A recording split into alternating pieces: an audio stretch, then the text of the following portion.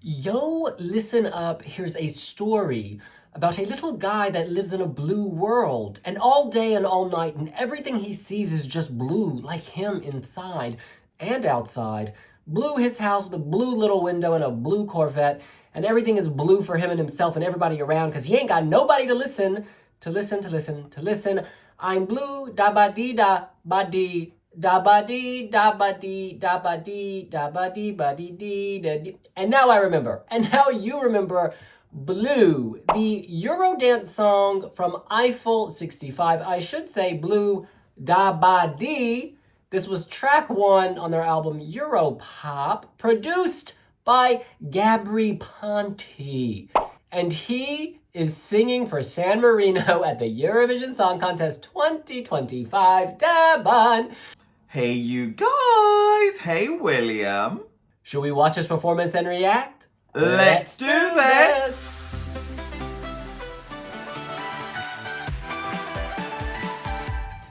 Alright, San Marino is frequently a hot mess of a national selection. Oh, we should point out, Gabry's song Tutta l'Italia, All of Italy, this was written as the theme tune for the recent edition of Sanremo. So I think I know what it's going to sound like. I think you're going to know what it sounds like. It was not written for Eurovision. It was not written for the radio. It was written as a TV theme tune. All right. Hitting play. Oh my God. He has covered his Apple logo with a San Marino bumper sticker. 1, 2, 3, 4.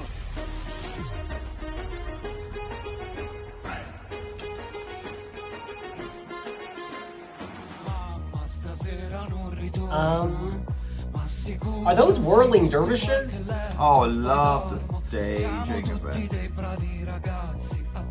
Is he lip syncing? Is he lip syncing to this? I'm not convinced he's singing. Okay, they're not dervishes. What is going on? They are interpretive dancers. This feels a little low budget.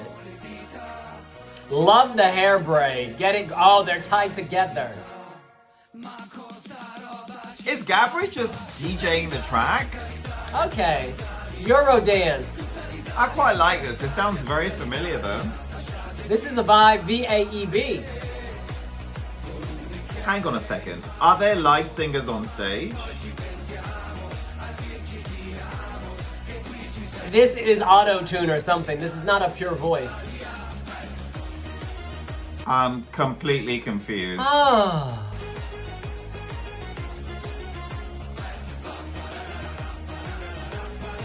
I'm more interested in what the dancers are gonna do than I am in the song.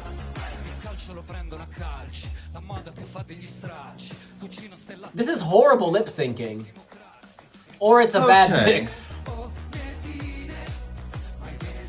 Yeah, she is putting out a fire. Put out that fire, girl. Oh, to me, the vocalist should be way more in focus. I am struggling to marry the dance with the song.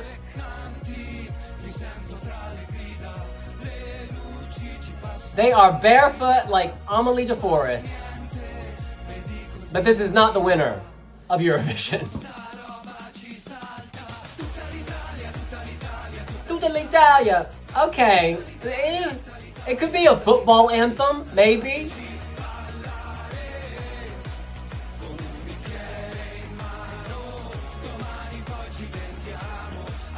The strength of this is not the vocals.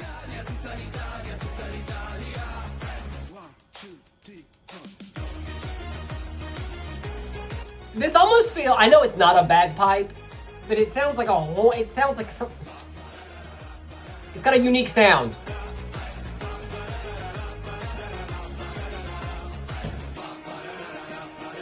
This is just not very cohesive visually. Why are these men wearing masks? Oh, it's done. Mille grazie. I'm glad this is over. It's done. And I've got to say, I'm glad that it's done. Yeah, I'm glad. I like the face masks, kind of. They look like they came from Party City. Those are not the expensive Venetian masks you would see at the carnival. Was this really the best song in San Marino's selection? If it was, I might suggest we just move to an internal situation here to spare everyone the pain, because if that is the best that was on offer, because this was chosen exclusively by a jury, then San Marino, we have a problem. This feels like a demo. This feels like an unfinished demo, and this feels like an unfinished demo from 20 years ago. This works as a TV theme tune, yes, an introduction. It's jaunty, it's like a commercial, a jingle. It's great for that forum. For the Eurovision Song Contest, where you need to be big, you need to be bold, you need to be loopable, this is not it. This is not it. Blue his house and a blue little window and a blue Corvette, 'cause everything is blue for him. That song sold over 6 million copies globally. And with the digital streams coming in now, it's one of the most successful songs of all time. Vice did run a documentary on Eiffel 65 and the making of Blue. And Gabry Ponte was very critical in that, because he said when the other members of Eiffel 65 thought that Blue was complete, he found missing ingredients, and the Blue we know today is a really strong departure from the original Blue, which no doubt wouldn't have been a hit had he pressed the button on publish. But what he did was he completely rearranged it and amped it up. And yeah, he is a major part of that success and a major part of the success of Eiffel 65. Yeah. Gabry Ponte is amazing, and I can see why he wants to lead this project. But here's what I say. Let the vocalist take center stage. Really, let the vocalist take center stage. Sandro Cavazza, Billy Raphael, Alu Black, when they all had to do their stuff in Miami with Avicii, guess what? Avicii was in the background. It was their moment to shine. Here, the key vocalists are anonymized in this mask, and then you've got these two dancers, these dancers are completely pointless. I don't see the point of them. The staging is just so especially bad. And then we've got this DJ playing with his turntable. You're not even mixing a record because the record is cut. It just feels very amateur and very, yeah, it just feels like a gimmick at this point. And then you're lip syncing to the other two vocalists who are actually doing a live delivery, and you're doing this. Come on. DJs at Eurovision are fundamentally quite problematic. We know how Darude turned out. I think he was amazing. I still think he is amazing, but the results didn't mirror how amazing he is. And Gabry Ponte as well could actually end up in that lane. There is something warm and likable about the chorus. The da da da da da da da da da. Maybe that's just because it's celebrating all of Italy and like that kind of inclusive spirit comes through. But for 3 minutes, no. 30 seconds, fine. No, 15 seconds, fine. But 3 minutes, it's a no. Now, I'm not convinced yet if the DJ is meant to be singing or if the DJ is just lip syncing while the other two guys are singing. If that is the case, I think they should be credited as the singers, because our man was clearly not singing. He was jumping around and hitting buttons. But of course, on the Eurovision stage, you're not doing anything live. That's all recorded, right? You're not playing instruments. You're not working the synthesizer. So what was he actually doing? In any event, let's just see what semifinal is. I'm not going to make a 20-minute video dissecting this because it's just going to get mean. I like his spirit. I like his energy. I look forward to seeing how they revamp this, because surely this is not the final product. Song-wise, I quite like this. It has a very familiar ring to it. Italian as a language is loved at Eurovision, tends to do well. Exceptions to the rule do exist. Chrysalis, Valentina Monetta for San Marino, fan favorite, but didn't quite make the final cut. And whilst I think that this Tutta l'Italia is a decent enough track, the staging is so abysmally bad. One of the worst staged entries in recent years. And that really does drag down its merits. San Marino is competing in semi-final 1. They are in the second half. Competing in the first half, we have Sweden, Ukraine, Slovenia, Iceland, Estonia, Poland, and Portugal. And in the second half, we have the Netherlands, Azerbaijan, Albania, San Marino, Belgium, Cyprus, Croatia, and Norway. Also voting in the first semi-final are Switzerland, Italy, and Spain. And there they might get a few points because Italy is voting in the semifinal and Switzerland, which has some Italian speakers. And then that is it. I just don't see this qualifying in any universe, even if they got 24 points, 12 each from Switzerland and Italy, which they won't. I do not see this song going through. You know, they've called this a semifinal of death, and while I don't necessarily agree with that, I look at this list and I'm trying, which songs do I think are stronger? Sweden, yes. Ukraine, yes. Slovenia, different vibe. Iceland, similar vibe. Estonia, yes. Poland, yes. Portugal, yes. Netherlands, yes. Azerbaijan, yes. Albania, yes. Belgium, yes. Cyprus, yes. Croatia, yes. No. Look. It's an uphill battle for San Marino. And you know, before people kind of go like he's a Euro dance, what do they call them now? One-hit wonder. No, honey. No, honey. Eiffel 65 broke into the Billboard charts well before European acts started breaking into charts. I believe they were top 5 in the States. And Move Your Body, that was another hit. The album Contact also sold very well. So yeah, of course, Blue is their biggest hit, but you know, he can construct and he can craft hits. And Tutta l'Italia actually started life in Sanremo and has now journeyed to San Marino and will be going on to Europe or and beyond. And yeah, I can see this track actually doing well. There's a joyous quality about it. And it's dance music that straddles other types of genres, including folklore, easy listening, world music. You know what I mean?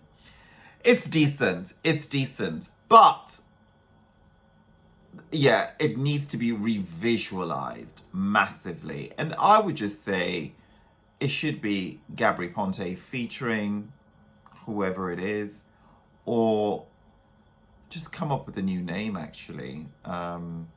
Yeah.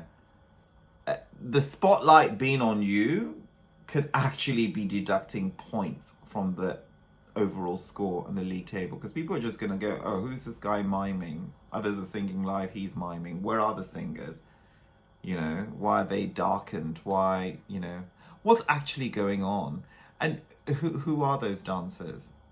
Why do we need them? It's so bizarre. It's almost like a lyric video would have been better at this point, or just a freeze frame shot and an audio file. The staging is especially bad, and yeah, needs to change. I do like the song though. All right, these are the most voted for comments on the WeeBlogs website. Joe says, well, if Tommy Cash thinks he can get the 12 points from Italy, I have bad news for him.